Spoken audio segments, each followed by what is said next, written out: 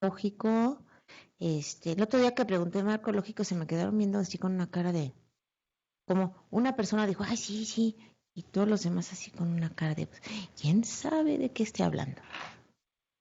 Eh, entonces nos vamos a ir mucho más rápido en esta segunda parte. Y porque quiero pasar rápido, digo, las láminas, como pueden ver las láminas, son muy explícitas en el texto, entonces las pueden repasar. Y les voy a, para el ejercicio, bueno, tengo que hacer una aclaración. Yo cometí el error de mandarles una presentación, la primera presentación, que tenía como 126 láminas o algo parecido, que ya tenía incluido el ejercicio. Era un ejercicio de un programa en Uruguay, pero he hecho un cambio que yo creo que va a ser en beneficio de todos. No voy a poner un programa uruguayo, vamos a poner un programa de aquí de México, porque además casi todos son nuevos, entonces, pues, ¿por qué no pensar en cómo evaluar de esta forma uno de los programas nuevos de la nueva administración?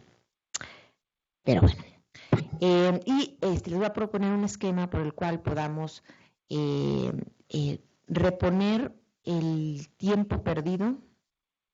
Les digo que luego suena como a canción. Y que ustedes trabajen en el ejercicio que les voy a dejar. ¿Ok? Pero antes de esas buenas noticias, veamos la metodología, ¿no? Ya tengo el alcance, ya sé para quién, para ello, o más bien ya sé que tengo que hacer una evaluación ejecutiva, ¿no? Que mi organización, en mi gobierno, en mi dependencia, se va a hacer una evaluación ejecutiva y yo voy a ser el encargado de diseñarla, ¿no? Vamos a revisar cómo, en términos generales, ¿no? Se realiza la metodología, o sea, qué cosas, ¿no? Se incluyen en la metodología de las evaluaciones ejecutivas.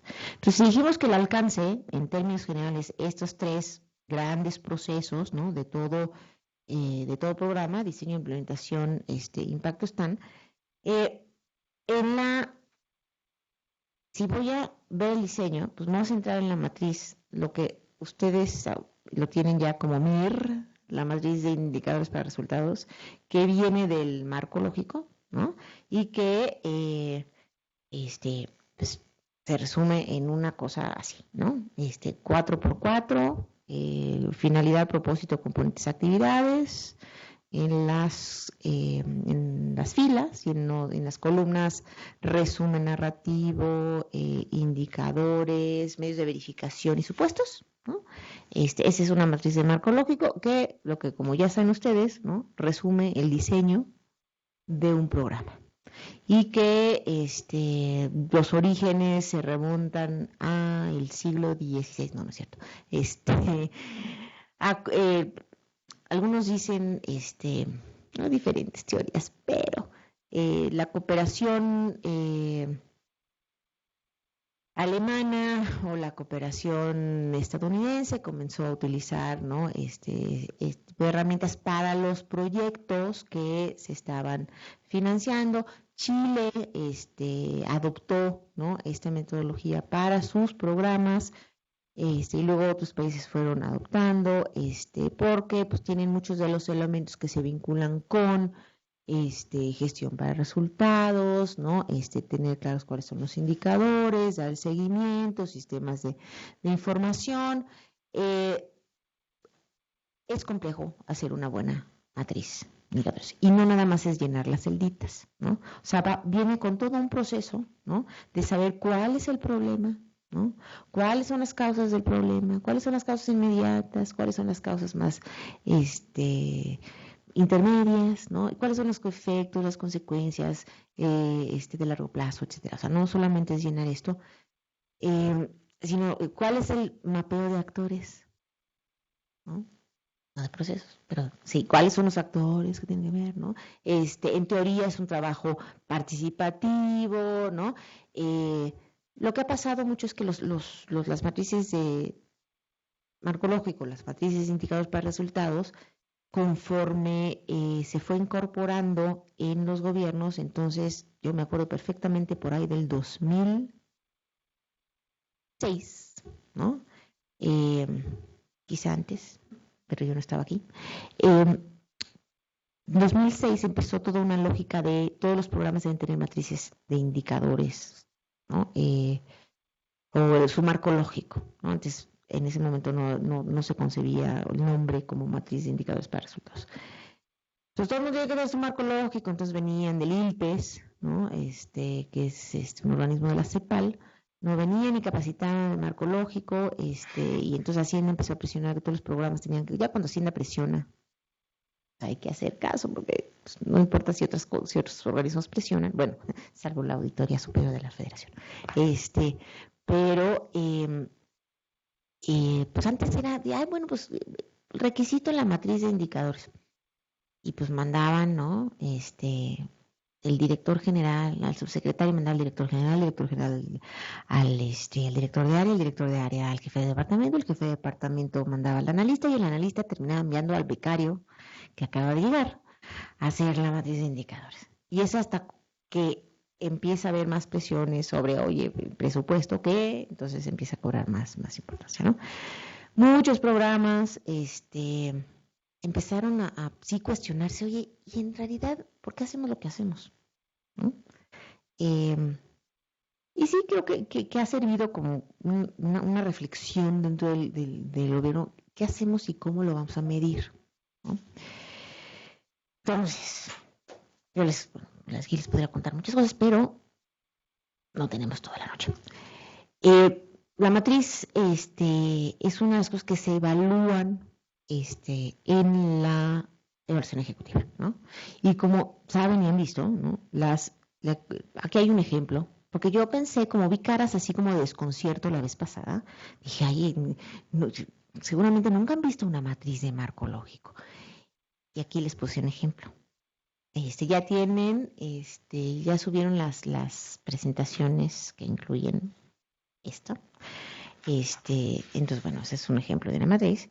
Entonces, si todos los programas presupuestarios deben tener una matriz de indicadores para resultados, una de las cosas que evalúa la evaluación ejecutiva es la lógica vertical y horizontal. Ahora, levante la mano el que no sabe qué es la lógica vertical y horizontal. Muy bien, nadie levantó la mano, entonces asumo que todos saben qué es eso, ¿no? Y básicamente en dos oraciones. La lógica vertical quiere decir si hay una teoría de cambio bien estructurada que dice las actividades son necesarias y suficientes para el logro de los componentes son necesarios y suficientes para el logro del propósito, y el propósito es conducente a lograr el fin de la matriz. ¿Okay?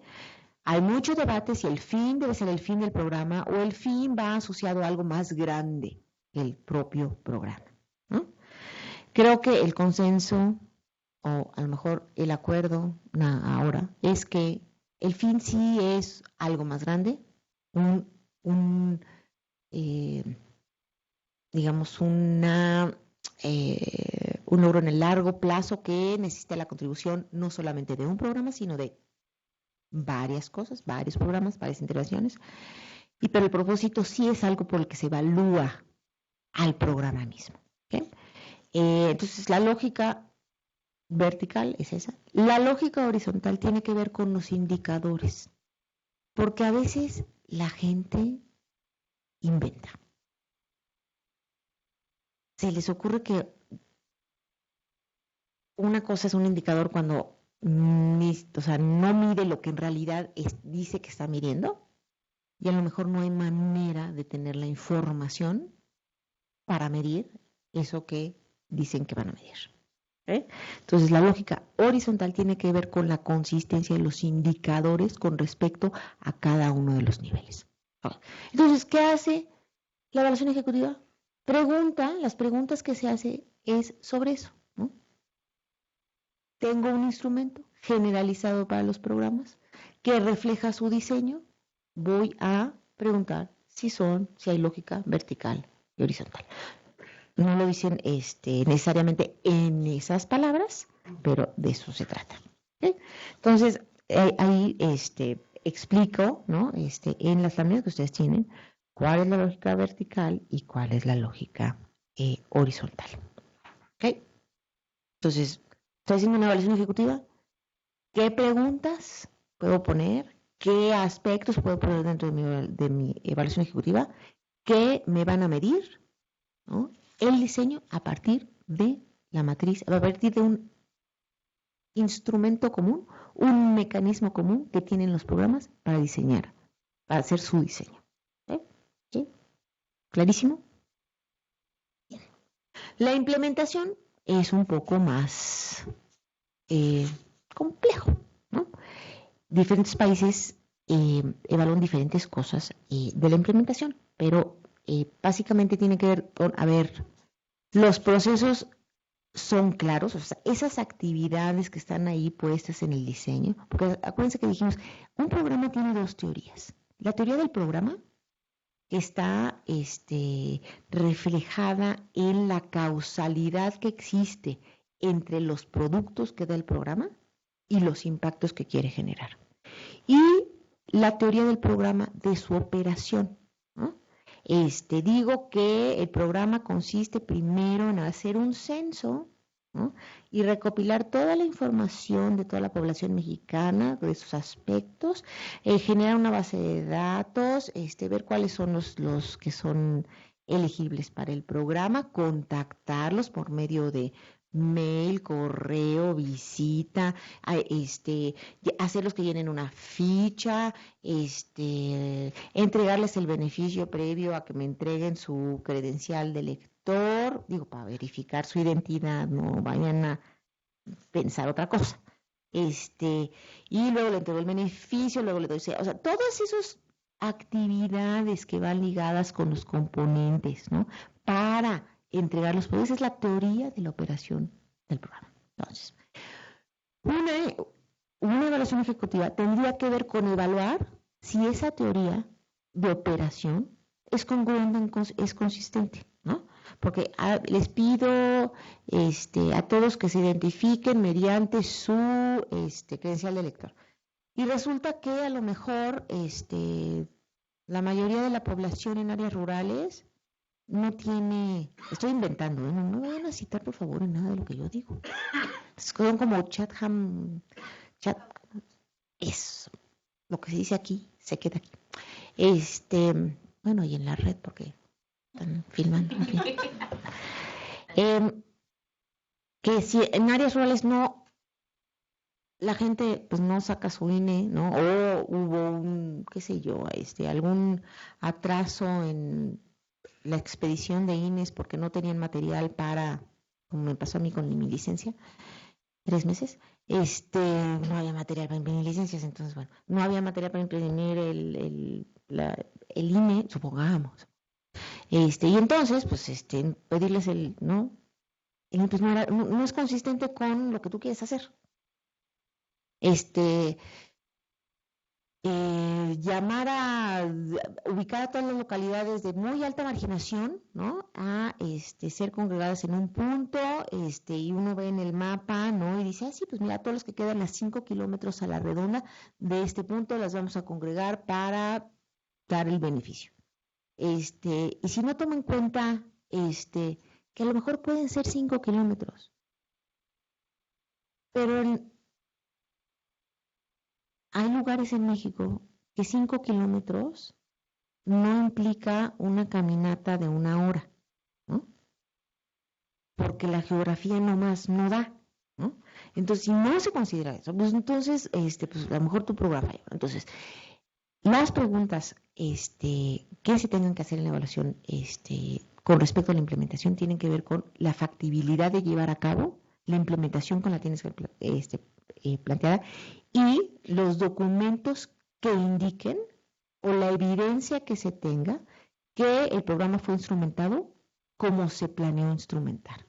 Entonces hay que solicitar, evidencia de que hubo entregas de el beneficio, ¿no? Que se solicitaron los documentos que se tenían que solicitar, que las despensas llegaron a tiempo, ¿no? Dependiendo del programa, de una serie de documentos que uno tendría que solicitarle al programa para saber que el programa fue instrumentado de manera. Por ejemplo, si hay bases de datos que digan que el beneficio fue entregado, ¿no? Se tendría que, si las bases no pueden ser dadas, ¿no? Al evaluador, que por lo menos alguien se pueda sentar con alguien para revisar las bases, que se tengan datos de base, que se sistematice toda la información de los beneficiarios, ¿no? Entonces, sí puede ser un proceso más largo. Todo depende cómo se diseñe esa evaluación ejecutiva y qué es lo que se quiera saber de esa evaluación ejecutiva. Ok, entonces aquí, por ejemplo, está México, por ejemplo, pregunta si hay una planeación estratégica, ¿no? Si el programa tiene una planeación estratégica, un proceso de planeación estratégica. Si hay objetivos claros de cobertura, si hay ciertos procesos para la operación y si hay un levantamiento de la percepción de la población en un objetivo, ¿no? Con respecto al programa. Entonces, son algunos de los aspectos que pregunta la evaluación de consistencia y resultados. En Chile se pregunta por organización y coordinación, instrumentos y proceso y capacidad institucional y sustentabilidad. En Colombia, sobre los insumos, ¿no? O sea, ¿qué es lo que se necesita? Si el programa es capaz o tiene la factibilidad de adquirir los insumos que se necesitan para llevar a cabo, para producir, para entregar los productos, ¿no? Si tiene un monitoreo constante, planeación y control, y cuál es la estructura organizacional del propio programa, ¿no? Entonces, todo depende de lo que sea necesario de acuerdo al contexto legal, político, institucional. Ok, pues no existe un solo método, ahí va a depender mucho de las preguntas que uno quiera hacerse. En cuanto al impacto, aquí como ya platicamos, sí, muy rápidamente, no es que vaya a evaluar a dos programas diferentes en un momento en el tiempo, si tienen impacto o no, más bien si tienen impacto o no, poniendo en desventaja a programas que a lo mejor no han llegado a un ciclo de maduración. Lo que usualmente se pregunta en la evaluación ejecutiva es, si el programa ha tenido evidencia de haber logrado impactos de corto, de mediano, de largo plazo.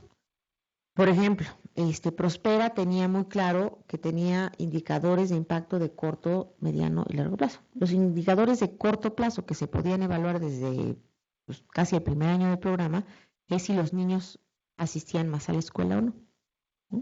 En el primer ciclo escolar, podrías decir si las familias receptoras del programa, comparadas con familias receptoras del programa similares, ¿no? Asistían más a la escuela debido, ¿no? A que la variable diferente entre ellas era la adhesión al programa, ¿no? Entonces, ¿tienes una evaluación de impacto? Si no la tienes, no te voy a castigar porque no la tengas, ¿no? Pero si sí la tienes, se ha demostrado o no se ha demostrado que tienes impacto. Y si ya tienes una evaluación de impacto, ¿no? Quiere decir que entonces se pensó que ya debías tener impactos de corto, mediano o largo plazo, ¿no? Entonces, eso es lo que y ustedes ya vieron con Alejandro López Feldman, ¿no? El impacto, ¿qué es impacto? ¿Cuál es el contrafactual? Y aquí tenemos una pregunta. Pero en cuestión de incentivos, o sea, es decir, si yo soy un una parte del gobierno que hace el programa y sé que supuestamente su presupuesto va a dar resultados que muchas veces no se cumplen. Y justo en esa parte de, si yo hago una evaluación de mi programa, posiblemente no salga lo que yo quiero y el incentivo es perverso. Es decir, prefiero seguir en esa parte cualitativa de decir, sí, sí, tengo un impacto, que no sé decirte cómo sacarlo. ¿Cuál es la pregunta? Pues sí, o sea, eso, o sea, al final, que al final de cuentas en este mundo parece que las evaluaciones de impacto son algo que tendría que hacer gente que no está en la parte de la evaluación de la política. O sea, por ejemplo, generalmente las evaluaciones de impacto terminan siendo papers de journals, en donde sí está muy bien, se usan para nuevas metodologías econométricas, se usan para nuevas funciones de paquetes estadísticos, pero no termina siendo parte del proceso de implementación de políticas públicas. Sí debería serlo, ¿no? En mi opinión sí debería ser, porque finalmente todos los que hemos trabajado en programas lo que queremos es hacer diferencia, ¿no? Hacer alguna diferencia. Bueno, eh, creo que la gran mayoría de los funcionarios, o sea, sí lo creo de verdad, y de organizaciones de la sociedad civil, porque lo mismo aplicaría para organizaciones de la sociedad civil, ¿no?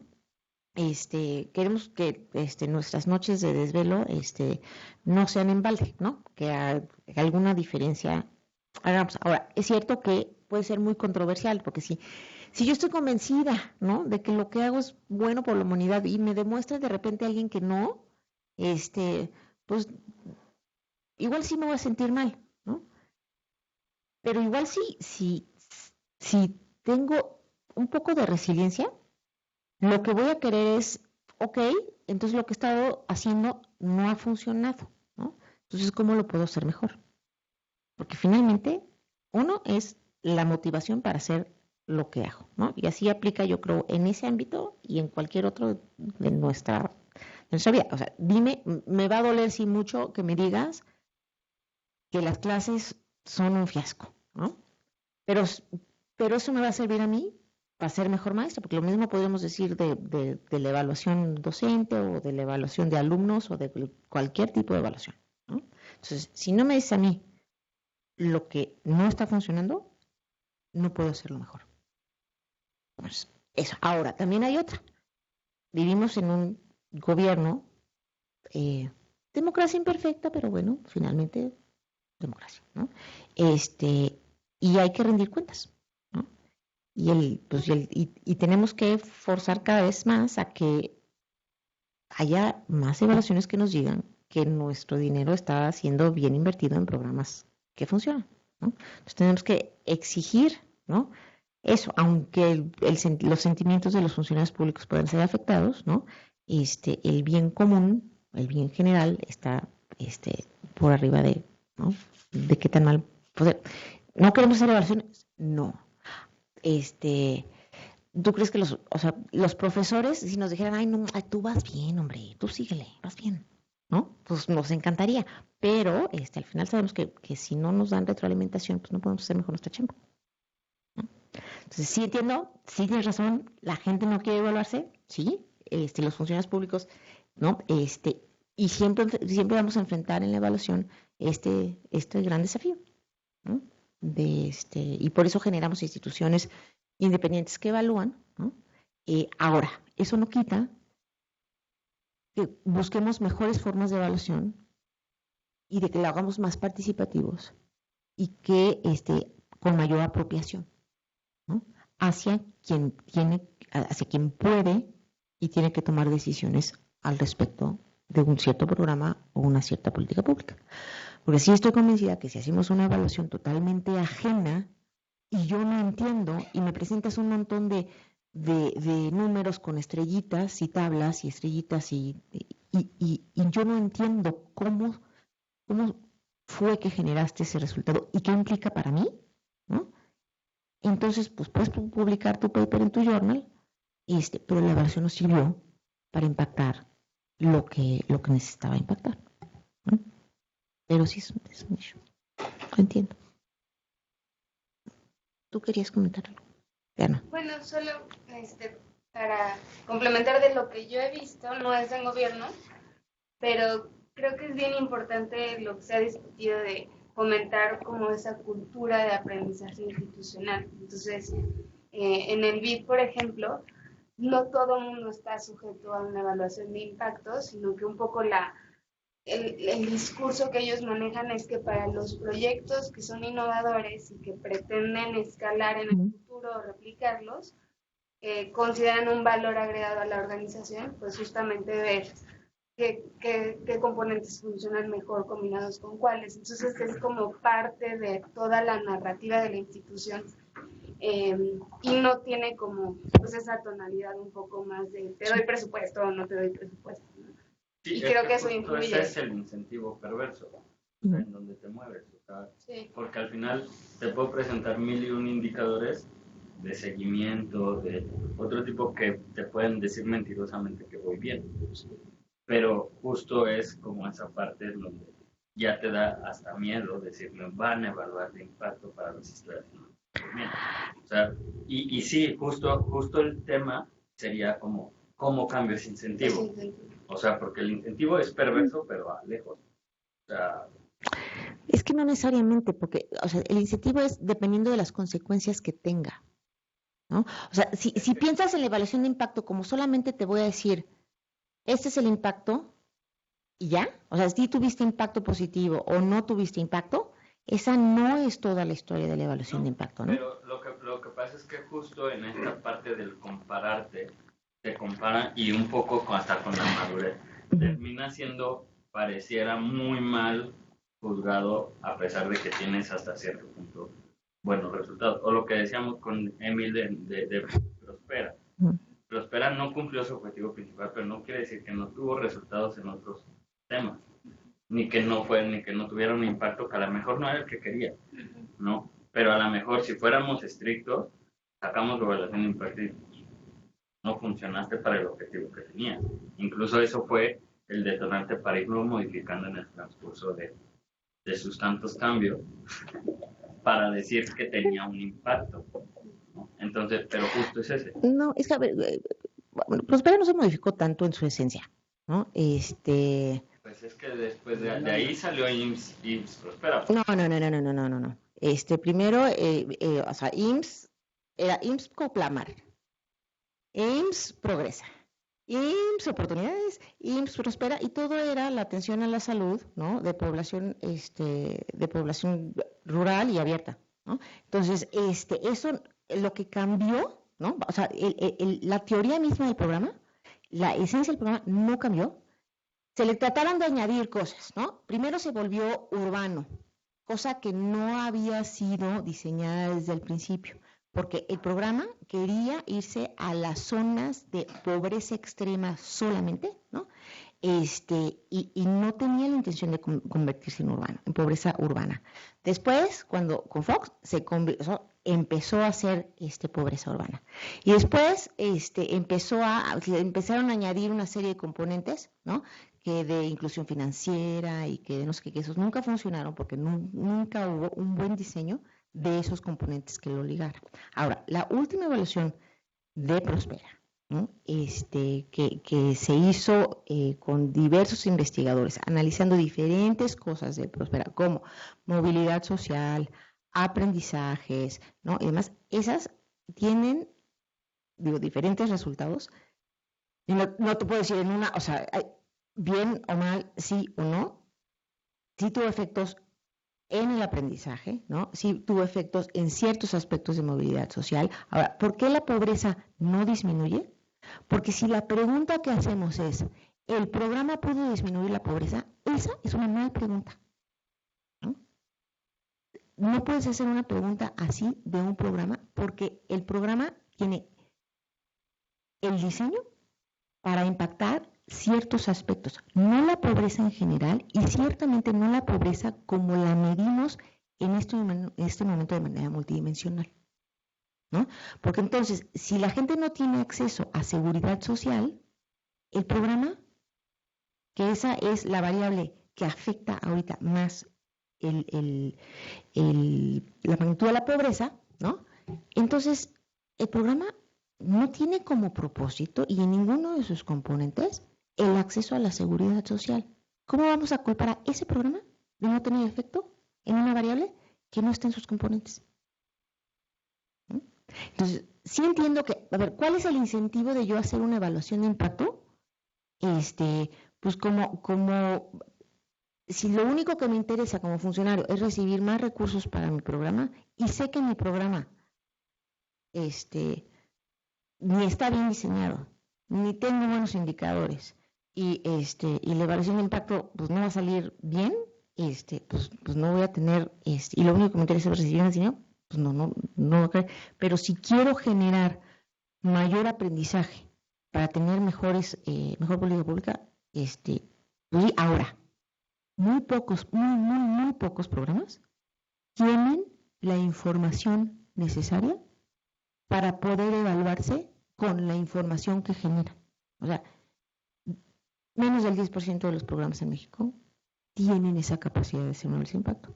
Para hacer una evaluación de impacto se tendría que hacer, ¿no?, una estrategia metodológica bastante cara para poder tenerla. Ahora, tenemos ahorita la oportunidad, pero no creo que se lleve a cabo, ¿no?, de poner a prueba ciertas cosas, ¿no?, de los nuevos programas que están implementando.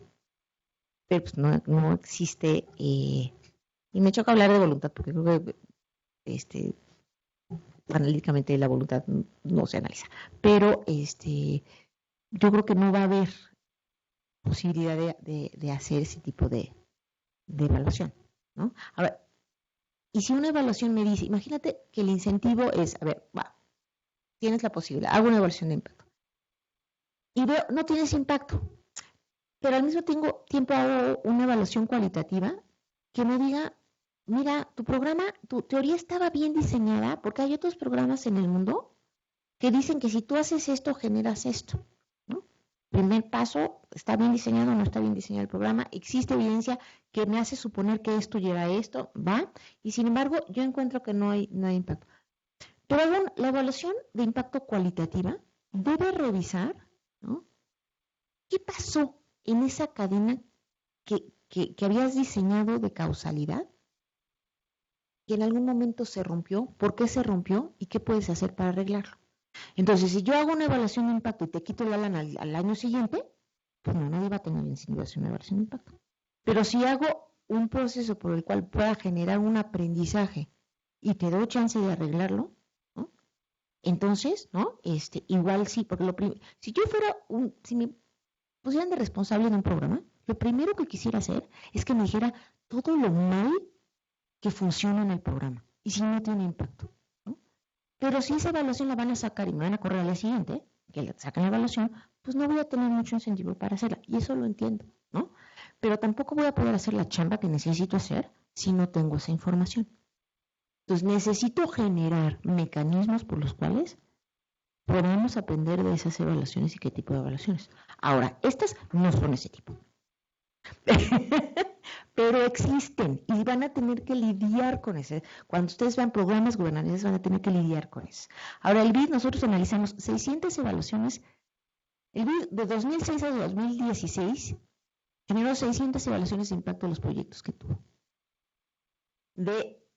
Y pues nos pusimos a hacer una evaluación de la calidad de las evaluaciones del BID. De qué tan robustas eran, qué tan rigurosas eran,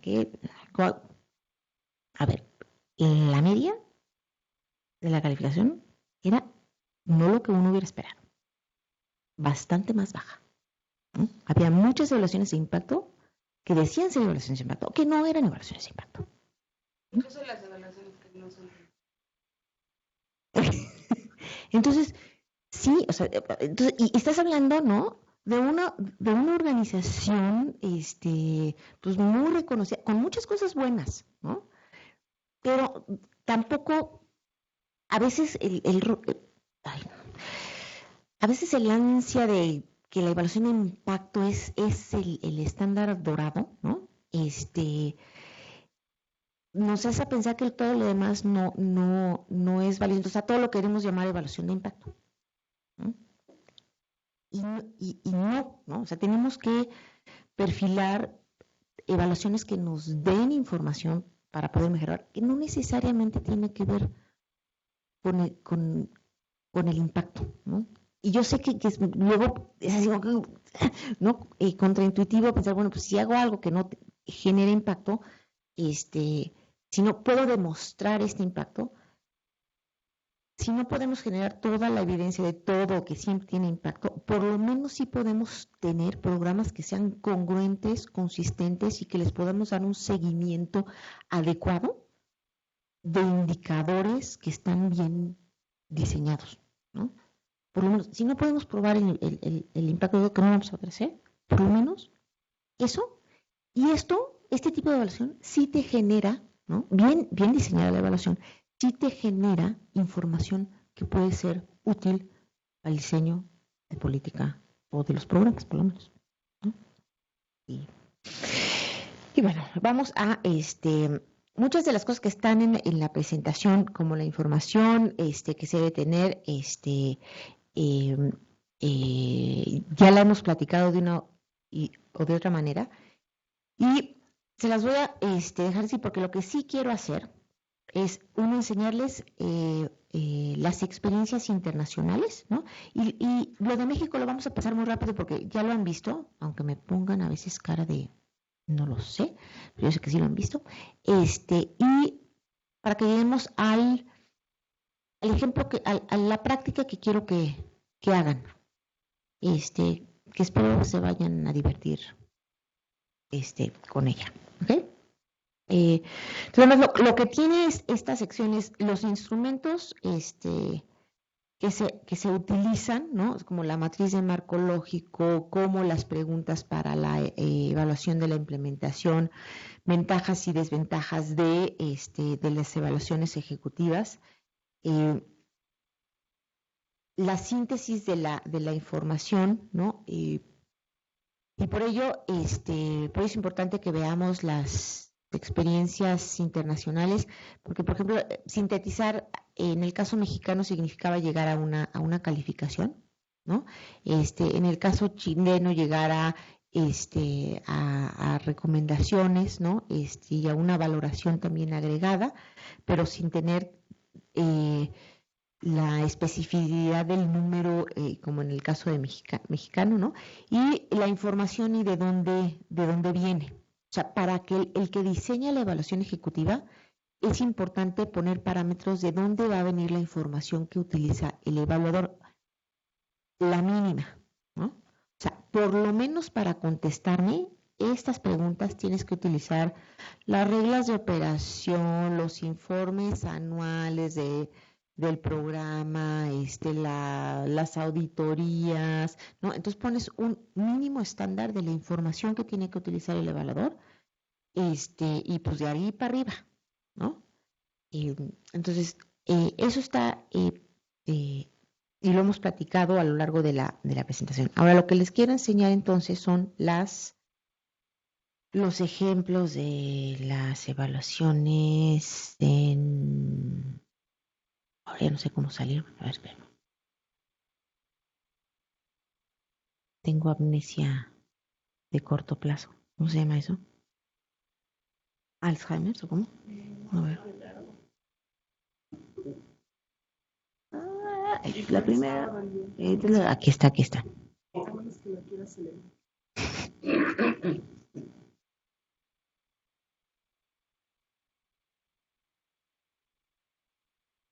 Ay,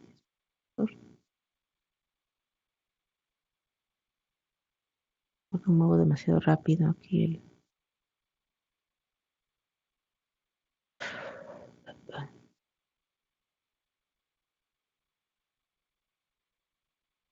O se ve en la pantalla. Ah, se ve en la pantalla y no se ve en el. Okay, a ver.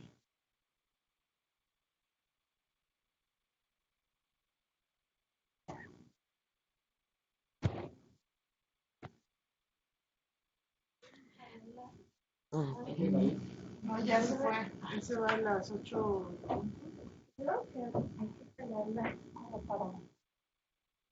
¿Puedo intentar? Sí, claro.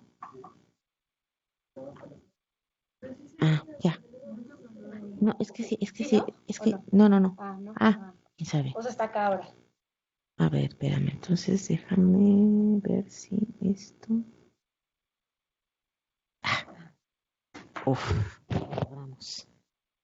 Trabajo en equipo. Ok, bueno, entonces. Y ahora le doy acá, no funciona. Pasar.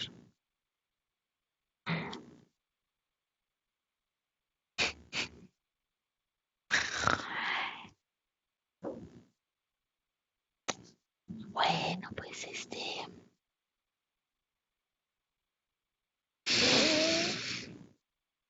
hondo, profundo. El siguiente. Es que le pongo la flechita escape. Ahí está. Uno menos. Que ya, oigan, necesitamos actualizar esto, pero el presupuesto no nos da. Y si no se hacen. Ahora, lo que pasa es que se me va el cursor de la pantalla acá. No sé cómo regresarlo. ¿Al cursor? Sí. Ah, ya está, ya. Perfecto. Ya. Ok.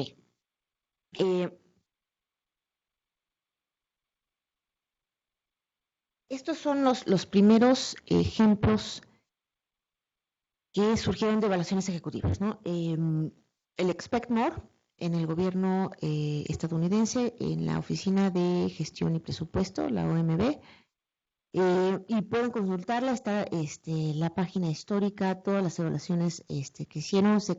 ¿Cuál era la metodología de esta evaluación? 25 preguntas con respecto a estos tres grandes temas: diseño, implementación y los impactos o resultados del programa. Chile instrumentó también su metodología de evaluación de programas gubernamentales, así se llama en Chile.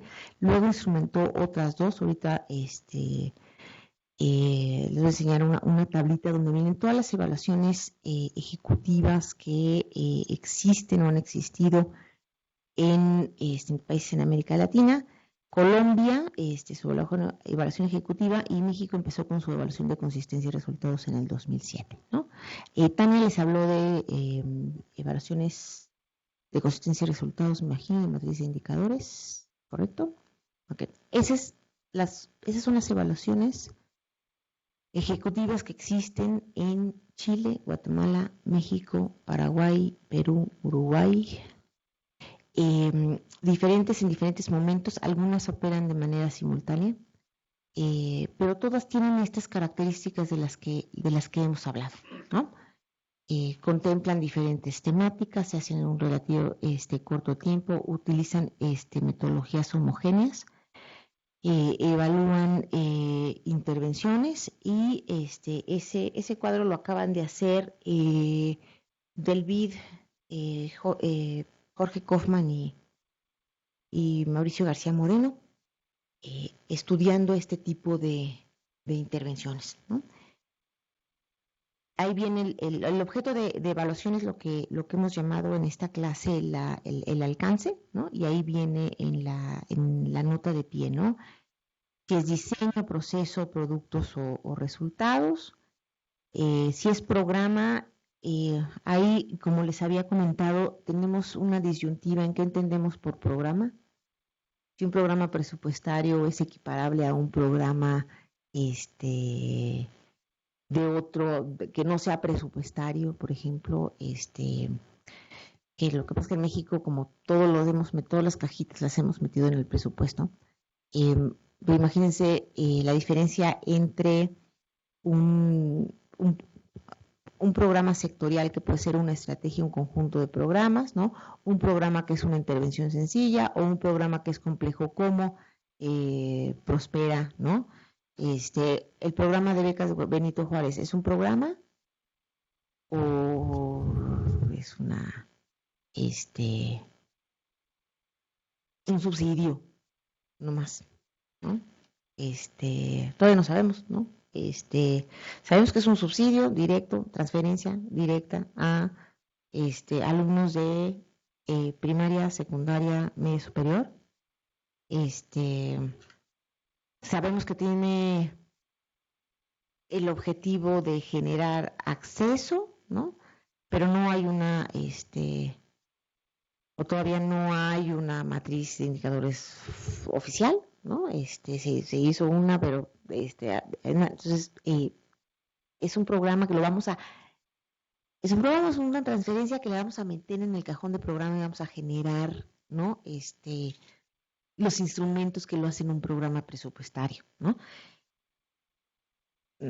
Todavía no sabemos, pero ahí ellos trataron de hacer si pertenecían si eran programas presupuestarios o programas nada más, ¿no? Habría que hacer una investigación más profunda para saber cómo estamos haciendo o diferenciando, o si vale la pena diferenciar y vale la pena tener diferentes instrumentos ejecutivos para diferentes tipos de intervenciones gubernamentales. Ahí hay un poco de la experiencia chilena, ¿no? Que la CIETA incorporó la primera evaluación ejecutiva llamada evaluación de programas gubernamentales, hasta la fecha existe, la pueden buscar, ahí están todos los programas evaluados. En ninguna parte en su legislación dicen que tienen que evaluar todos los programas anualmente con este tipo de evaluación, sino se decide cada año. La DIPRES, la Dirección de Presupuesto del Ministerio de Finanzas, es la que hace, Ministerio de Hacienda, es la que hace la evaluación de programas gubernamentales con la colaboración de evaluadores externos. Y entonces está más cerca de la toma de decisiones en términos presupuestarios. Entonces, ¿cuántos años fueron? 20 años. En 20 años se hicieron 533 evaluaciones, ¿no? Marco lógico grabado en su ARN, DNA, todos los programas en Chile tienen que tener un marco lógico, ¿no? En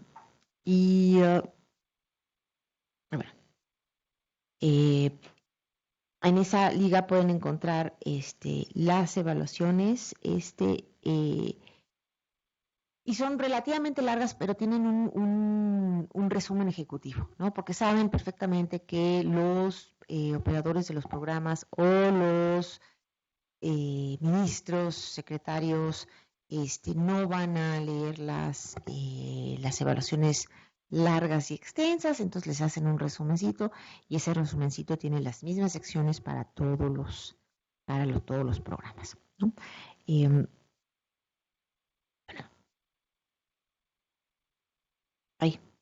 Me regreso. México, ya lo tienen claro. La primera fue 2007-2008, la evaluación de consistencia y resultados se aplicó a 132 programas. El antecedente es la Ley General de Desarrollo Social, que en 2004 marcó que todos los programas deberían tener una evaluación externa anual, todos los programas de transferencias o subsidios. Ahí está el alcance en términos del objeto de la evaluación, ¿no? Diseño, planeación estratégica, focalización y cobertura, procesos de operación, percepción de la población y resultados. Eran 100 preguntas, 80 binarias, 20 abiertas, un FODA, un análisis de fortalezas, oportunidades, debilidades y amenazas y una serie de recomendaciones. Al principio, en ese año, cuando se instrumentó, se hicieron los términos de referencia, en Coneval se coordinaron, me parece que fueron 6 evaluaciones, se decidió cuáles eran los programas más relevantes, más importantes, Seguro Popular, oportunidades, no me acuerdo, nosotros 4, y esos los coordinó directamente la evaluación Coneval, y los demás eran las zonas dependencias las que coordinan la contratación, coordinan a la evaluación por medio de sus áreas de evaluación que están en las dependencias. Y bueno, pues los términos de referencia uniformes, con muchas áreas de oportunidad que fueron, que han sido subsanadas en el tiempo, y pues llegaban y las evaluaciones se tienen que ser entregadas a la Cámara de Diputados, a la Comisión de Hacienda, a la Cámara de Senadores, a la Secretaría de Hacienda y a Coneval, por lo menos. Antes era la Función Pública también, ¿no? A la Secretaría de Función Pública. Y entonces llegaban las cajas con los documentos impresos y creo que todavía entonces hasta disquetes había, o los USBs, ¿no? Y llegaban las cajas. No había un sistema, ¿no?, en el cual el evaluador llenara la evaluación. O sea, eran los documentos físicos o electrónicos. Estamos hablando hace 12 años. Llegaban. Entonces, no se había, ¿no?, contemplado la forma en que eso se iba a sistematizar y se iba a presentar. Y bueno, hubo a ver, pues pásate por lo menos los valores de las preguntas, si la respuesta era sí o no, ¿no? O sea, genera una base de datos con por lo menos una sistematización de todos los programas, de todas las dependencias, ¿no? Y después sistematiza, ¿no?, la respuesta sí o no para cada una de las preguntas. Pero además genera un proceso por el cual puedas tener un proceso de verificación de calidad, de que efectivamente, porque en Coneval había entonces 6 personas en la área de evaluación, el de servicio social que estaba pasando pues en la base de datos, el sí o no, pues no se fuera a equivocar, y entonces, ¿no? Pues entonces había que generar un proceso de chequeo, ¿no? De a ver, se pasa una vez, se verifica que efectivamente la información sea correcta y demás, ¿no? Eso generó, pues sí, lecciones aprendidas de que no podría volver a pasar, ¿no? Que se solicitara así la información, dados los bajos recursos que en ese momento tenía Coneval, tanto de todo, de espacio, de gente, de recursos financieros y más, ¿no? Entonces, eso generó cómo poder pensar en sistematizar la información que llega para poder presentarla de manera muy ágil a los usuarios de esa información para que sea útil, ¿no? Si tú como organismo encargado de la evaluación no puedes generar un sistema que puedas dar la información utilizable de manera ágil, pues algo está fallando en lo que estás generando, ¿no? ¿Qué pasó? ¿Por qué no hubo evaluación de consistencia y resultados al siguiente año, en 2008? Porque se pensó que la información que se iba a generar no iba a generar mucho más valor agregado de lo que se había preguntado en 2007, ¿no?, hacia 2008. Entonces, y además, debido al aprendizaje de, a ver, ¿cómo sistematizas de manera mucho más ágil la información y la generas de un formato que pueda ser más útil, ¿no? Las evaluaciones de consistencia y resultados de 100 preguntas con estas características no nos va a ayudar mucho en ese proceso. Entonces, se generó primero la evaluación de específica de desempeño, que era una manera mucho más ágil, ¿no?, de preguntar cosas relativas al diseño, al seguimiento de los indicadores sobre resultados, al seguimiento de las recomendaciones que se habían generado previamente con la evaluación, y en un formato que forzaba de alguna, no de alguna manera, sino que forzaba al evaluador a escribirlo de una manera muy sintética, sabiendo que como él lo escribía, de esa manera se iba a ver reflejado hacia el usuario final de la evaluación, ¿no? Entonces se generó, y para 2011 se volvió a hacer la evaluación de consistencia y resultados, pero en una versión más acotada, más revisada y así subsecuentemente se han llevado a cabo esas evaluaciones. Hoy tenemos, debido a estas evaluaciones que se han hecho de esta manera, aunque son cortas, aunque no tienen la riqueza de otras evaluaciones diseñadas más a profundidad, tenemos más información sobre los programas que nunca antes, ¿no? O sea, sabemos cuántos programas fueron evaluados. Hay más de 2,000 y cacho de evaluaciones, ¿no? De la misma naturaleza de los programas. Cortas, sí, pero que nos dan un seguimiento mucho más rico de los indicadores del programa que está disponible, está público, que está ahí para ser analizado, ¿no? Y que lo podemos aprovechar, ¿no? Ok, entonces, por ejemplo, esta era la calificación que les había comentado que ay, no sirve. ¿Sí sirve? ¿Ven ese puntito chiquitito que está ahí? Ese es el pointer. Está ahorita en México. Ok. Bueno, no lo voy a usar porque es absolutamente absurdo. Esos eran los temas o el alcance. Y para cada uno de los temas había algunas preguntas que eran binarias, ¿no? Y entonces era sí o no y se calificaba pues un punto cada pregunta y así se generaba la calificación del programa, ¿no? Y entonces estaba uno en verde, amarillo, rojo, ¿no? Pero no se dio a conocer el semáforo. Si se hubiera dado a conocer así públicamente el semáforo, ¿no?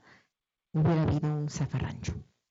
Entonces, solamente se dio a conocer a los secretarios, a la presidencia y ya. ¿Por qué les digo que hubiera habido un zafarrancho? Porque se hizo un ejercicio previo considerando todos los programas que habían tenido evaluaciones de diferentes tipos en el 2006, previo a esta evaluación. Y se contrató a diferentes expertos por temática y cada uno de esos expertos tenía que resumir en 6 cuartillas el resultado de la evaluación para cada programa. Y eso sí se dio a conocer, no sé si todavía esté por ahí en la red, ¿no?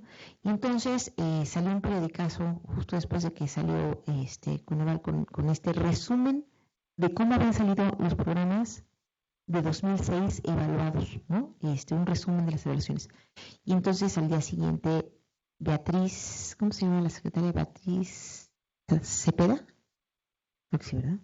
La secretaria de Desarrollo Social. Ya que falta de memoria. Sé que ella se llamaba Beatriz, no me acuerdo, pero creo que sí era Cepeda.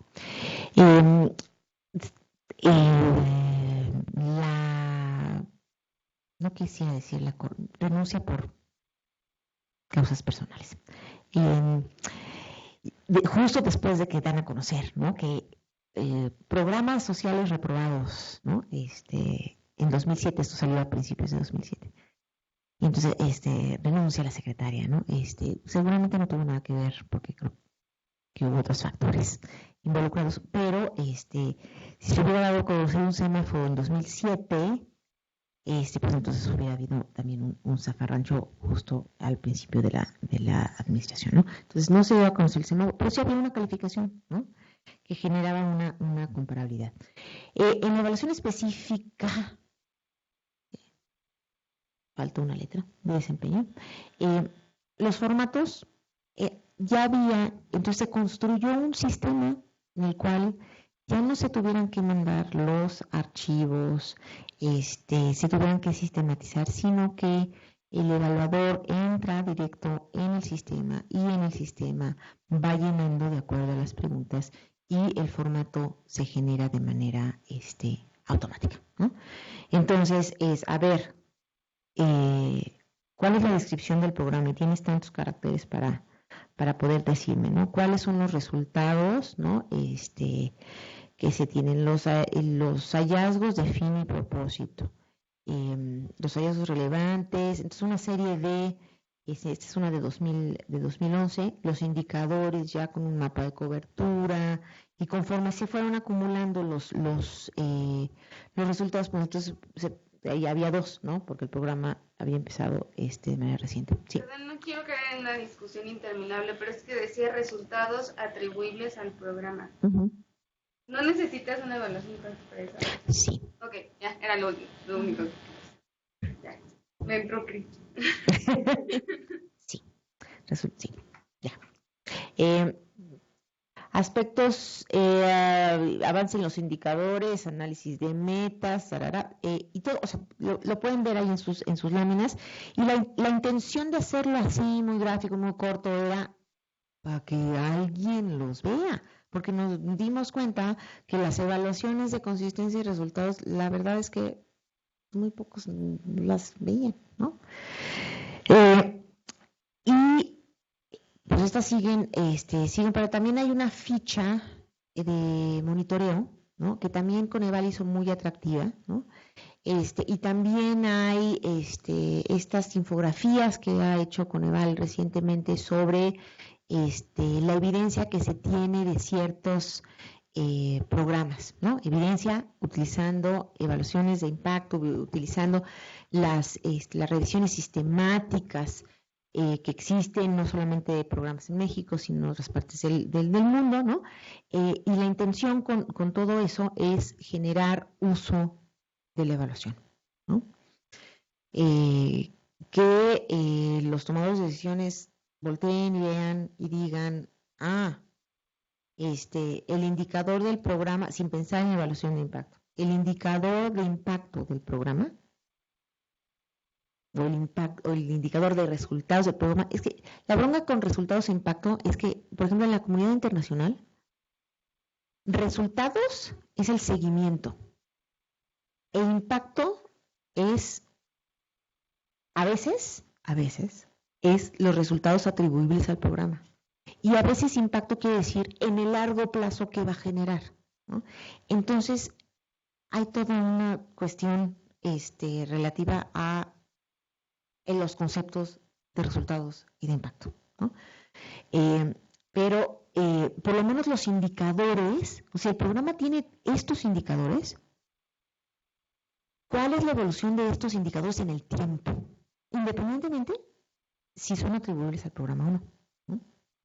Entonces, esto da mucha riqueza, mucho de qué hablar, ¿no? Que también está, que tengamos evaluaciones así de sintéticas, ¿no? No están dando cuenta de muchas otras cosas que se tienen que considerar, es cierto, ¿no? Pero también tienen la ventaja de que alguien va a voltear a ver, idealmente, ¿no? Este tipo de cosas, o la probabilidad de que alguien vea este tipo de cosas es más alta que la probabilidad de que alguien voltee a ver o el journal, ¿no?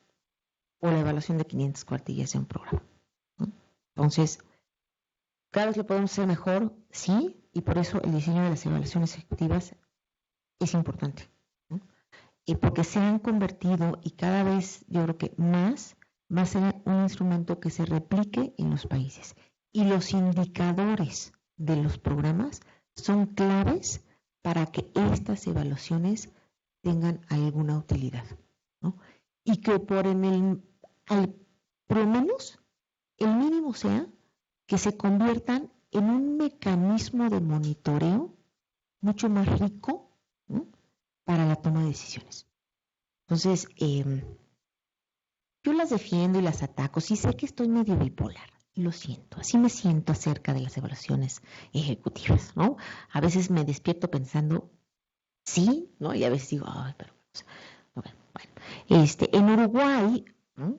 Por ejemplo, ahí está, no sé por qué tiene efecto mi lámina. Ni idea. Pero bueno, ¿por qué no? Ellos lo que dicen es, ¿no? ¿Para qué evaluaciones ellos le llaman, ay, lo siento, de diseño, implementación y desempeño? Pero es la evaluación ejecutiva, ¿no? ¿Y cuál es no sé si me estoy moviendo arriba o abajo, de un lado al otro? Ellos lo que ven es diseño, implementación y desempeño, ¿no? Y su objetivo, de acuerdo a lo que dicen los documentos que tienen ellos, es facilitar el aprendizaje organizacional, impulsar acciones de fortalecimiento y apoyar el proceso de toma de decisiones, ¿no? Todo eso ellos quieren con la evaluación ejecutiva, que además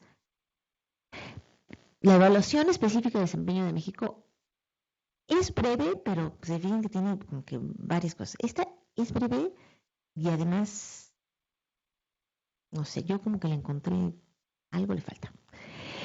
Esas son las características de acuerdo con lo que está establecido en la Oficina de Planeación y Presupuestación de la Presidencia de Uruguay. Ellos son quienes hacen este tipo de evaluación. Entonces, se fijan, en Chile es la Dirección de Presupuesto. En México es el Coneval. En Colombia es la Dirección Nacional de Planeación, el DNP, el Departamento Nacional de Planeación. Y en Uruguay es la Oficina de Planeación y Presupuestación de la Presidencia del Uruguay.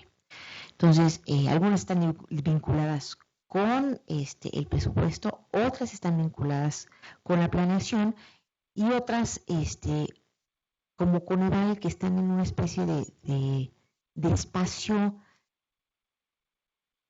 que se generó yo creo que por nuestra propia historia y desconfianza en la objetividad del propio gobierno, es hagámoslo autónomo, ¿no?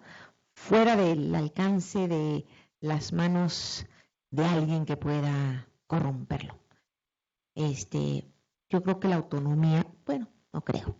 Todos sabemos que la autonomía como tal, en términos legales, no garantiza independencia en la toma de decisiones, ¿no? El instrumento legal per se no lo garantiza, se puede politizar y más si lo estamos haciendo muy politizable a la hora de que un órgano político define las reglas de operación de algo que tiene que ser independiente y no tenemos un estándar de lo que significa ser independiente a la hora de análisis, ¿no? Entonces, yo no sé qué va a pasar con Coneval. Coneval ni es autónomo y sigue como descentralizado, y entonces no sabemos ahí qué va a pasar. Pero ahí yo lo que quisiera es que se generara en un órgano independiente, independientemente de su autonomía o no autonomía, ¿no? Sino que tuviera facultades de independencia para poder hacer este tipo de cosas. Hasta ahora, digo, operó con una independencia de facto por muchos años, ¿no? Porque a lo mejor nadie lo quería pelar o no sé, nadie quería echarse la bronca, por lo que sea, pero y las metodologías que estableció y la planeación que estableció y la influencia que tuvo, ¿no? Poquita o mucha, aquí y en el exterior, fue porque operó con una independencia, porque nadie se quiso meter a remover al secretario ejecutivo o a los consejeros académicos, y entonces siguió operando así. Entonces, habrá que, ¿no?, pensar en cómo estructurar eso de alguna manera que nos genere a los mexicanos una forma de tener un órgano independiente de evaluación, ¿no?, independientemente de su figura legal. Pero en Uruguay está en la oficina de la presidencia, ¿no? No tienen muchas evaluaciones, duran de 5 a 6 meses, son realizadas por evaluadores externos, pero coordinadas desde la oficina de la presidencia, y de ahí salen acuerdos de mejora, como salen generalmente de todas las evaluaciones ejecutivas. Los evaluadores tienen que proponer qué hacer. Una serie de recomendaciones. También hay mucha discusión acerca de qué debemos hacer con las recomendaciones de las evaluaciones derivadas de estas y de cualquier evaluación en general. Una postura es, pues, Si no haces lo que la evaluación dijo que deberías hacer, pues ¿para qué haces la evaluación? Es una postura. La otra postura es, las recomendaciones de los evaluadores son solamente una parte de un proceso más complejo que se debe llevar para saber qué hacer con la información derivada de la evaluación, ¿no? Un proceso más participativo, con considera diferentes voces, a los diferentes actores, las diferentes posibilidades, ¿no? Y después llegar a planes de mejora. En el caso, por ejemplo, de la Ciudad de México, hoy la Ciudad de México, en su Constitución, tiene la creación de un órgano autónomo de evaluación que evalúe toda la política pública de la Ciudad de México y que además sus recomendaciones sean vinculantes. Es decir, que lo que sale de la evaluación, ¿no?, sea responsabilidad de los funcionarios públicos. Entonces hay una discusión acerca de, todavía no hay legislación secundaria, entonces el Evalúa Ciudad de México sigue operando como un organismo, no sé si es desconcentrado, creo que en este caso es desconcentrado, de la Ciudad de México. Entonces hay que hacer su ley secundaria para que sea un organismo autónomo. Yo no creo que la autonomía en sí sea la solución a lo que estamos buscando, que es la independencia, ¿no? Todas las organizaciones financieras multilaterales, los organismos internacionales como Naciones Unidas, tienen oficinas independientes de evaluación, no tienen organismos autónomos. Todas las oficinas de cooperación de los diferentes países, los homólogos a la MEXID, a la Agencia Mexicana para la Cooperación Internacional para el Desarrollo, ¿no? O sea, como GIZ, ¿no? Como la DIFI de Reino Unido, todas esas tienen oficinas de evaluación, o sea, evalúan los proyectos que financian, ¿no? Y esas oficinas son oficinas independientes de evaluación. El BID tiene a la OVE, y la estructura institucional le garantiza independencia, por ejemplo, a la hora de que, ¿no?, el director del BID no puede correr a la directora de la OVE, ¿no? Porque ese puesto dura tantos años, ¿no? Y hay ciertas características que hacen de esta oficina independiente, pero no ajena a la organización. Es decir, que esta oficina sabe cómo opera las reglas, está sujeta a las reglas, ¿no?, de la operación del propio BID. Entonces conoce cuáles son las limitaciones para hacer proyectos, para hacer adquisiciones, para hacer una serie de cosas, porque son funcionarios del BID, ¿no? Pero su trabajo y sus opiniones y las evaluaciones que hace, ¿no?, son independientes porque evalúa al propio BID. Además de que dentro del BID hay evaluaciones de sus proyectos que hacen los equipos que operan esas evaluaciones, ¿no? No toda la evaluación del BID la hace esta oficina de evaluación independiente, ¿no?, pero sí hace la evaluación de lo que hace del trabajo general del BID, ¿no? Entonces, algo así deberíamos tener. Creo que la pelea de la autonomía es una pelea que tendríamos que repensar. Pero aquí, el caso de Uruguay, yo encontré muy pocas evaluaciones todavía de este tipo. Están 3 capítulos. Uno está dedicado a hacer una breve descripción del programa, otro a los temas relativos a diseño, implementación, desempeño, describiendo cada cosa. Son como de 15 cuartillas, ¿no? No hay mucha gráfica, mucho dato, ¿no? Son así, son creo que mucho menos ricas en información que las de Chile y que las de México, ¿no? Entonces están ahí queriendo hacer algo, y a veces cambia el gobierno y luego entonces dejan de hacerlo y luego lo retoman. México es mucho más institucionalizado. O sea, en México han pasado 3 administraciones ya, ¿no? Y se ha seguido manteniendo esto, ¿no? Que con áreas de oportunidad, pero creo que es importante. Hay una serie de factores que nada más se los voy a comentar rápidamente y que de alguna otra manera los hemos tocado, pero que la presentación ahí están para que ustedes los puedan consultar, que básicamente tienen que ver con cuál es el marco institucional de estas evaluaciones, ¿no? A partir de qué surgen de la necesidad de un gobierno en la transición hacia democracia, de rendir cuentas, de tener mejores resultados y de tener que mostrar evidencia aquí entendida no necesariamente como atribución, sino como información rica para la toma de decisiones. Reconocer que hay actores importantes en este contexto que tienen que ser considerados a la hora del diseño de una evaluación ejecutiva y las características de este tipo de evaluación. ¿Qué van a tocar? ¿Cómo lo van a evaluar? ¿Qué se va a generar?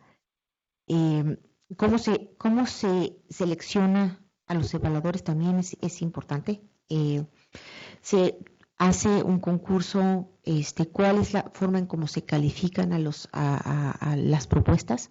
¿Qué características tienen que tener los evaluadores? Tienen que tener años de experiencia, profesiones en particular, mostrar que efectivamente saben evaluar, cómo hacer para seleccionar a los mejores evaluadores que puedas, ¿no? Porque nos llevamos sorpresas en las primeras evaluaciones de consistencia de resultados. Entonces uno que pensaba que era el académico renombrado de la mejor institución y que te encuentras el copy-paste, ¿no? ¿Qué incentivos puedes poner también, ¿no? Para generar un mercado, perdón por lo neoliberal, pero no, estudié en Chicago, un mercado de evaluación con menos brechas de información, ¿no? Con más claridad de cómo evaluar la calidad de la evaluación. Entonces, creo que sí, es importante pensar en todas esas, entonces, ¿quién va a gestionar la evaluación? ¿Quién va a estar correteando a que se cumplan esos términos de referencia? ¿Cómo vamos a generar instrumentos para que usen? ¿Qué tipo de uso? ¿A quién se las queremos dar? En fin, ¿no? Hay, por ejemplo, ¿han escuchado de GESOC? Es una organización de la sociedad civil que toma las evaluaciones de Conegal, por ejemplo, y hace un índice, ¿no?, de desempeño de programas gubernamentales, ¿no? Ese también es otro uso de las evaluaciones, ¿no? Acaba de también, creo que utilizar la información que saca Coneval sobre las entidades federativas en sus sistemas de evaluación para hacer otro índice, ¿no? Entonces, es también esta información que está teniendo otro tipo de usos, ¿no? Estos efectos secundarios. Entonces, ahí está una serie de ideas en la presentación para que ustedes puedan revisar. Ahora, ejercicio y mecánica de operación para lo que vamos a hacer. Yo sé, ya no me quieren ver, pero ni modo, pues esta es la forma en cómo. Estoy yendo para arriba o para abajo. Sí, llega donde tengo que ir. Práctica. Yo sé que ustedes tienen el programa uruguayo, pero no vamos a poner el programa uruguayo, porque me interesa más jóvenes construyendo el futuro. La mera verdad. Ok, el ejercicio consiste en que ustedes diseñen su evaluación ejecutiva, tomando en consideración este programa, Jóvenes Construyendo el Futuro. Entonces, ¿cuál es el alcance de esta evaluación? El tipo de información que debe ser considerada, la metodología que será aplicada, el uso que se prevé de esta evaluación y, ¿por qué no?, estimen el costo y el tiempo que se llevará a cabo. Ahora, no creen que les voy a pedir un volumen así, 10 cuartillas a renglón seguido. No, nada de eso. Pero bueno, primero, piensen, van a operar en los mismos equipos que operaron con Emil, ¿no? Eran equipos de 5, son los mismos equipos con los que van a trabajar. Entonces, espero que se hayan llevado bien con su equipo. Tienen cara de what? Busquen en sus apuntes o consulten con Emil. Entonces, los mismos 5 se van a coordinar y van a platicar sobre, a ver, ¿cuál es el objetivo de esta evaluación? ¿Cuál es el alcance? El tipo de información, la metodología, el tipo de uso, estimar el costo. De eso van a platicar con su equipo, ¿va? Paso número 2. No quiero que me den un choro mareador. Quiero que me hagan una infografía, un gráfico a mano, en PowerPoint, en infográfico. Hay 45,232 ahora apps para que ustedes hagan. Si lo quieren hacer así a mano, un dibujito. Pero esto es para un funcionario importante que tiene que entender rápidamente, ¿no?, de qué se va a tratar esta evaluación ejecutiva. Entonces, explíquenle así rápido, mira, queremos hacer esto. Pero pues para hacer un diagrama claro, pues hay que primero entender lo que se va a hacer. Entonces, ok. Bueno, ahí hay un chorro de jóvenes construyendo el futuro, ¿ok? En términos de lo que está en sus lineamientos, que ya no sé si las reglas de operación son lineamientos y si van a acabar las reglas de operación y ahora van a ser lineamientos, entonces nada se va a tener que evaluar. No lo sé, no sé el futuro, pero quizá. ¿Okay? Entonces ahí lo que encontré en términos de los objetivos, la cobertura y demás. Ok, equipos de 5 personas que ya están armados, ¿no? Ahora, yo voy a estar conectada el miércoles 25 de septiembre de 6 a 7:30, ¿no? En la plataforma les va a llegar el vínculo, ¿no? Y ustedes se pueden conectar en la plataforma en línea, como están conectados, ¿no?, ahorita los demás. De 6 a 7:30, si tienen dudas, preguntas, comentarios, consultas, ¿no? Bueno, o sea, podemos hacer una agenda. Si no quieren conectarse, no se conecten. Si no pueden conectar, no se conecten. No se preocupen, ¿no? Pero yo ahí voy a estar, ¿no?, para resolver cualquiera de sus dudas. Entonces es first come, first serve. Entonces, y si quieren mandarme sus preguntas antes, pues también estaría súper bien para hacerlo ágil. Y el miércoles 2 de octubre va a haber presentaciones por equipo, de 7 a 8:30. 5 minutos por equipo. Llegamos a estar en la marcha.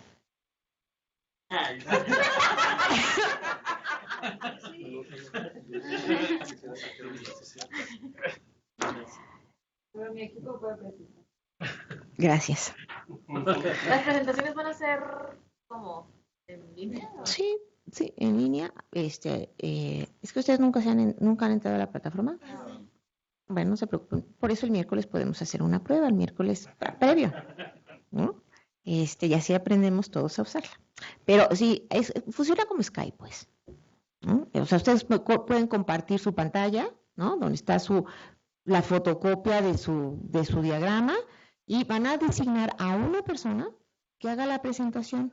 Y esa presentación tiene que durar 5 minutos, porque es todo lo que el secretaria en este caso, tiene, ¿no?, para escucharlos. No tiene más de eso, tiene 5 minutos, ¿no? Entonces ustedes le van a decir, mire, secretaria, proponemos hacer una evaluación ejecutiva, revisando esto, lo vamos a hacer así, así, así, pensamos que el uso puede ser este, ¿no?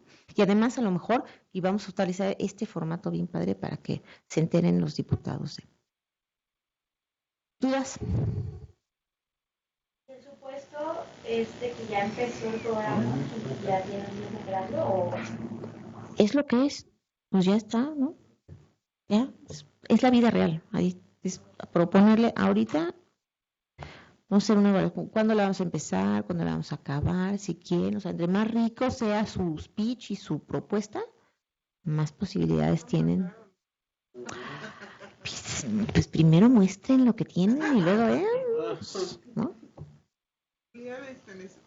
Es como la construcción de una propuesta metodológica, ¿no? Es la construcción de la propuesta de la evaluación ejecutiva utilizando como ejemplo este.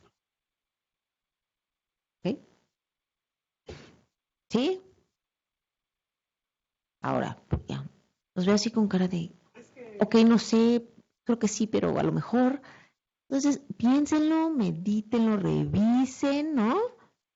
Y dudas, porque se los iba a pedir para este miércoles, pero Emil me hizo reflexionar.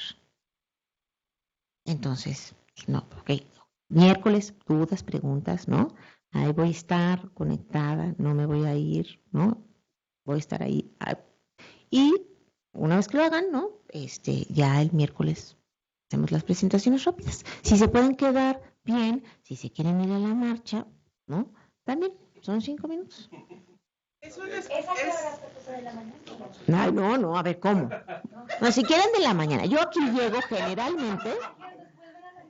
No, generalmente yo llego aquí a las 7 de la mañana porque dejo a mi hija en el TEC, ¿no? Y de ahí me vengo para acá. Pues llego a las 7 de la mañana. Si quieren a las 7 de la mañana, por mí no hay problema.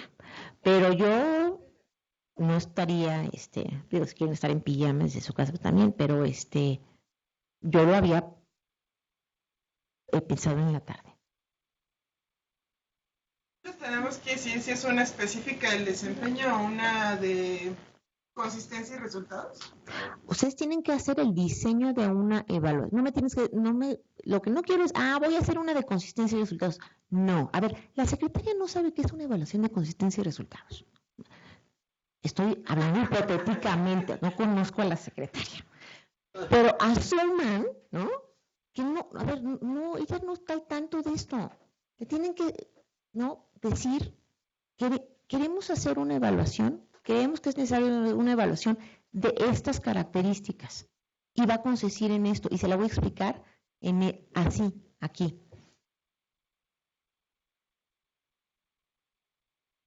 Entonces no es, la lámina no puede ser una evaluación de consistencia y resultados o el esquema de Coneval, ¿no?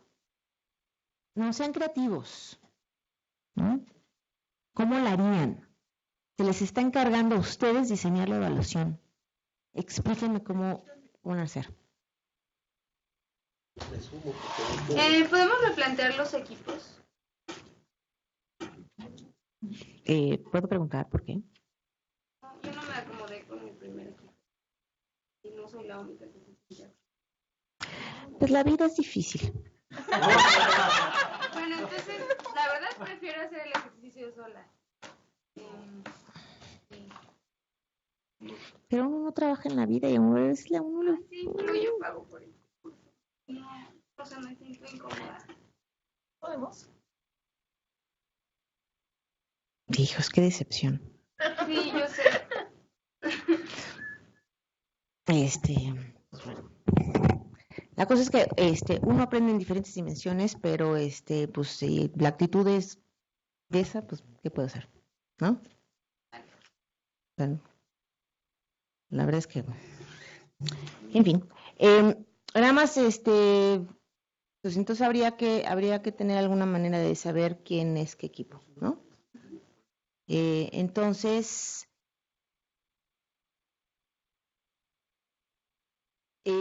tienen hasta el miércoles, este miércoles, a las 6. Los equipos no pueden ser de más de 5, ¿no? Y entonces, pues son 5 y me mandan, alguien tiene que estar encargado de mandarme la lista de equipos. Le voy a pedir a Emil, ¿no? Que se contacte, que les mande un mail a todos para coordinar la formación de equipos y que quede claro para el próximo miércoles, o sea, pasado mañana. ¿Va? Super. Vamos allá, ¿verdad? Nosotros